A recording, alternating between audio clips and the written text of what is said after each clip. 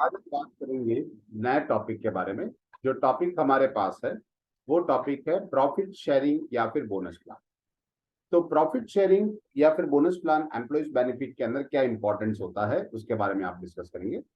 तो first of all यहाँ पे लिखा है remuneration to package often include the profit sharing और बोनस।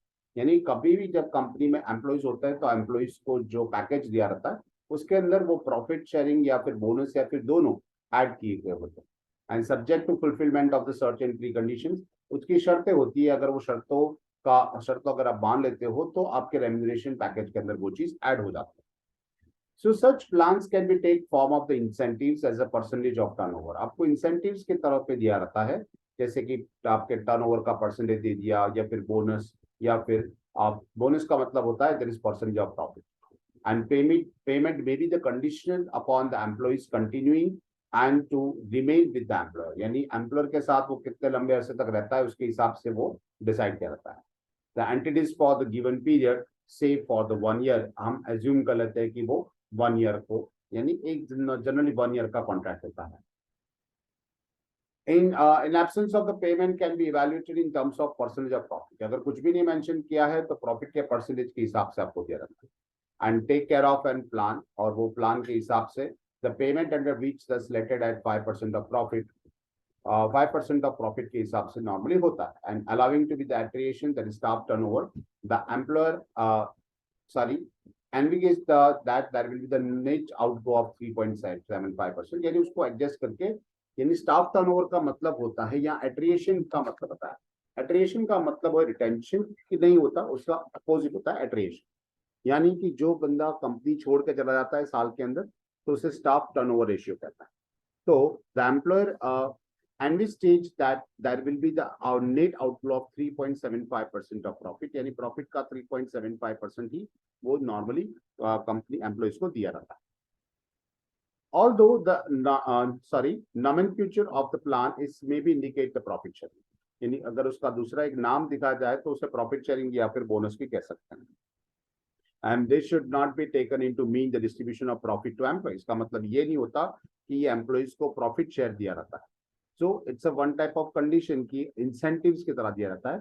वो कंपनी के ओनर नहीं है तो हम उसको प्रॉफिट का पोर्शन नहीं देंगे। In the requirement statement the cost of account for the expense, उसको एक्सपेंस की तरह उसको हम कंसिडर करेंगे, नहीं कि डिविडेंड की तरह उसको दिया जाए। Next thing is the conditions to attach with the recognitions on the same line as laid down in the framework of recognitions of the liability recognitions के अंदर इसका मेंशन किया गया है कि कंडीशंस उसके साथ अटैच की गई है। फर्स्ट थिंग इज कि प्रॉफिट शेयरिंग प्लान्स होते हैं, यानी उस कंपनी की लायबिलिटीज में प्रॉफिट शेयरिंग प्लान्स डिसाइड किए जाते हैं। तो ये प्रॉफिट शेयरिंग प्लान क्या होता है? That is employer entity has an present the obligation to make the payment, यानी एम्प्लॉयर या फिर एंटिटी को क्या करना होता है, एक पेमेंट करने की जिम्मेदारी होती है। And that obligation rise from the past events, और वो पास्ट इवेंट के हिसाब से, यानी कि पिछले सालों के हिसाब से। अगर पिछले साल कंपनी ने अच्छा प्रॉफिट किया हुआ है तो कंपनी का ये ऑब्लिगेशन बनता है कि वो अपने एम्प्लॉय को क्या करे, एक एडिशनल अमाउंट दिया जाए जिसे हम बोनस या फिर प्रॉफिट शेयरिंग फंड कहते हैं। That is continuous service rendered by the employee, अगर वो कंटिन्यूस सर्विस दे रहा है तो। Second thing, amount can be reliability estimated, उसमें पहले से एस्टिमेटेड अमाउंट होता है वो, लेकिन रिलायबल अमाउंट डिसाइड किया रहता है प्रॉफिट शेयरिंग प्लान के अंदर। And while cash out go may be in a future period, अगर आप वो फ्यूचर में पेमेंट करने वाले हो, the attributable cost should be measured in absolute terms, को एब्सोल्यूट टर्म्स में डिसाइड किया जाएगा, नहीं कि डिस्काउंटेड बेसिस पे उसको हम काउंट करेंगे। Next thing is bonus plan. दूसरा होता है कंपनी का जो बोनस प्लान होता है। तो बोनसेस में भी डिस्क्रिशनरी होता है। डिस्क्रिशनरी मतलब कि मैनेजर को अलग बोनस दिया रहेगा, एम्प्लॉइज को अलग, मैनेजर्स को अलग, जनरल मैनेजर्स को अलग, वो डिस्क्रिशनल होता है। And the contractual based on the historical prudent, यानी हिस्टोरिकल प्रूडेंट के हिसाब से वो क्या करता है, वो दिया रहता है। And for the fulfilment of the statutory obligation, जो की शर्तें होती है वो कंपल्सरी, जो कंपनी की शर्तें होती है वो जो मान लेते हैं उसके हिसाब से उनको बोनस दिया रहता है। When the bonus is a legal obligation, जब उसको कायदे से पे करना होता है, or then obligation rise from the past practice for while the enterprise has no realistic alternatives, उसके पास कोई अल्टरनेटिव नहीं रहता उनके पास, but to make the payments, और उसको पेमेंट करना पड़ता है। then the bonus payables once a year, कि नॉर्मली ये होता है कि ये नॉर्मली वंस ईयर बोनस पे करना होता है, कि ये कंपनी का एक लीगल फॉर्म भी हो सकता है या पास्ट प्रैक्टिस के हिसाब से भी हो सकता है। इफ नॉट पेड, अगर उसको एक साल के अंदर आप नहीं पे कर रहे हो, it's recognised as a liability and an expense. एक लायबिलिटी के तरीके भी आप कर सकते हो, अदरवाइज अगर पे कर देते हो as an expense at the end of the annual accounting period. Conditions attached with the recognitions are the similar to the profit sharing plan। ये profit sharing plan की जो conditions रहती है इसी तरह से यहाँ पे भी applicable होती है। जिस तरह के actual base के ऊपर count होगा, no discount rate पे होगा, या फिर reliable estimated values होगी, वगैरह वगैरह। Next, common conditions क्या होती है? तो common conditions होती है when however the payment under the profit sharing या bonus plan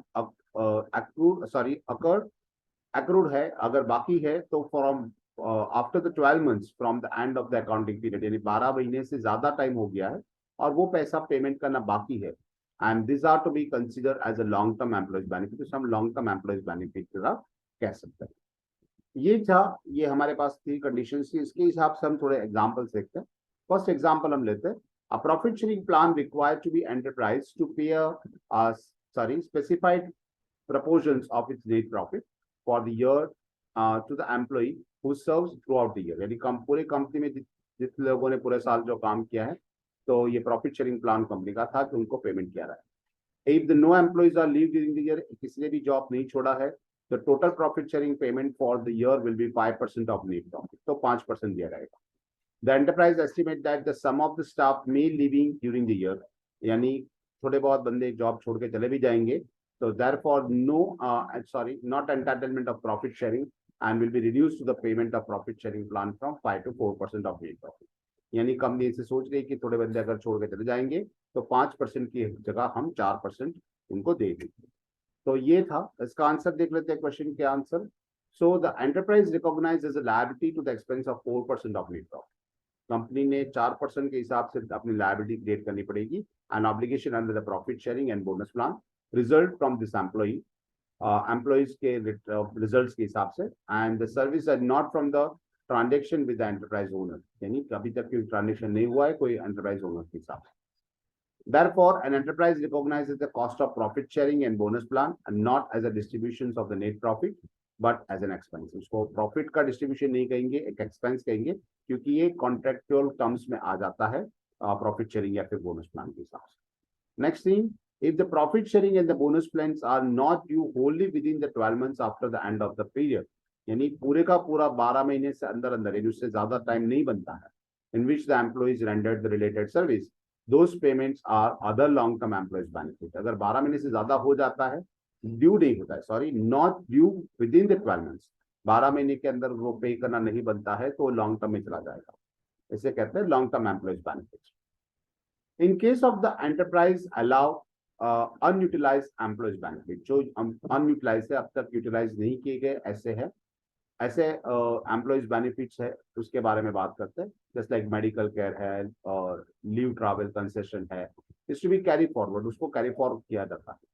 तो जो यूटिलाइज नहीं किया उसको नेक्स्ट ईयर कम दी जाएगी। Whether it is required to recognise as provision respect of carry forward benefits, तो उसके लिए आपको जरूरी क्या करना है, प्रोविजन क्रिएट करने की जरूरत है या नहीं, उसके हिसाब से। A provision should be recognized for all this benefit, conditional और unconditional, कुछ भी हो, कंडीशन के हिसाब से है, और कोई कंडीशन नहीं है तो भी आपको क्या करना है। अगर कैरी फॉरवर्ड होता है मेडिकल केयर या फिर लिव ट्रैवल जैसा कोई भी कंपनी बेनिफिट जो उनको दे रही है, तो ये नॉर्मली क्या होता है कि जो पेमेंट किया जाता है, लेकिन अगर आप एक साल के अंदर वो मेडिकल केयर का एक्सपेंस नहीं लेते हो, तो क्या होगा, वो अगले साल आपको दुगना मिल जाएगा, नेक्स्ट ईयर का और करंट ईयर का दोनों का, which is an employees become and utilized as a result of rendering of the service and should be recognized as a part of the cost of service। वो part of the cost of service यानी service का एक cost बन जाएगा। rendering during the period in which the service are to be rendered within the result into entitlement, यानी जब उसका counting होगा, जब वो सर्विसेज दी जाएगी तब। In estimating that the cost of the such benefit is probability of the employee availing such benefit should be considered। यानी employees वो बेनिफिट्स ले, उसको कंसिडर करके ये बेनिफिट्स क्या एस्टिमेट किया जाता है, उसकी अमाउंट डिसाइड किया जाता है। Now how are the short term employees benefit determined from the interim reporting period. Normally क्या होता है, कंपनी पूरे साल का अपने फाइनल अकाउंट्स प्रिपेयर करती है, लेकिन अभी जो फिलहाल नई सिस्टम आई है, जो कंप्यूटराइज सिस्टम है, उसके हिसाब से कंपनी हर 3 महीने के बाद अपनी बैलेंस शीट बनाती है, जिससे क्वार्टरली रिपोर्ट करता है। ये एवरी क्वार्टरली जो रिपोर्ट होता है उसे कहता है इंटरिम रिपोर्टिंग। तो ये इंटरिम रिपोर्टिंग किस तरह से होता है, ये शॉर्ट टर्म एम्प्लॉयज बेनिफिट किस तरह से डिसाइड की जाएंगे इंटरिम पीरियड के अंदर। So, where the employees benefit payable within the 12 months from the end of the interim reporting period are considered to be short term. अगर आप 12 महीने के अंदर अंदर आपको पे करना है तो आप उसको इंटरिम पीरियड में डिवाइड कर लोगे तो वो शॉर्ट टर्म हो जाएगा। और the employees benefit payable with in 12 months from the end of the financial year, यानी आपको साल खत्म होने के बाद पे करना है, आप to be consider to be short term, उसको भी आप शॉर्ट टर्म कंसिडर कर सकते हैं। The principle of recognition assets, liabilities, income and expenses for the interim periods are the same as an annual financial statement. जिस तरह से annual financial statement में आप जिस तरह से असेट्स कंसीडर करते हो, लायबिलिटीज कंसीडर करते हो या इनकम एक्सपेंस, उसी तरह से इसको भी कंसीडर किया जाए। However the frequency of the reporting should not B affect the measurement of annual result. ये फ्रीक्वेंसी के हिसाब से अगर आप जो रिपोर्ट बनाते हो, यानी एवरी क्वार्टरली जो रिपोर्ट बनाते हो, तो वो आपके फाइनल रिजल्ट्स के ऊपर अफेक्ट नहीं करनी चाहिए। Therefore, the short-term employees benefit in the interim period should be recorded as an absence, as a benefit payable within the 12 months from the end of the financial year। यानी 12 महीने के अंदर अंदर आपको पेमेंट कर दिया जाएगा आपका फाइनेंशियल ईयर एंड होते वक्त। तो इस तरह से उसको मेंशन किया गया, रिकॉग्नाइज किया जाता है। नाउ पोस्ट एम्प्लॉयमेंट बेनिफिट्स क्या है, यानी कि रिटायरमेंट के बाद जो बेनिफिट्स मिलते हैं उसे पोस्ट एम्प्लॉयमेंट बेनिफिट्स। मीनिंग दिख रखा है कि post employment benefits are the employees benefit other than the termination benefit. आपको निकाल दिया जाता है कंपनी में से तो उसे टर्मिनेशन कहते हैं, वो टर्मिनेशन बेनिफिट्स अलग, which are payable after the completion of employment, यानी जब आपकी जॉब के साल खत्म हो जाएंगे तब, यानी कंप्लीशन ऑफ एम्प्लॉयमेंट हो जाएगा तब आपको ये बेनिफिट्स दिए जाते हैं। there are the two key elements are, उसमें दो चीज ध्यान रखी जाती है, they do not include the termination benefits, but termination benefits नहीं आता। and second, benefits falls due for the payment after the completion of the payment, यानी ये पेमेंट कब करना होता है कि आपका टर्मिनेशन यानी आपकी जॉब खत्म होने के बाद पेमेंट किया जाता है।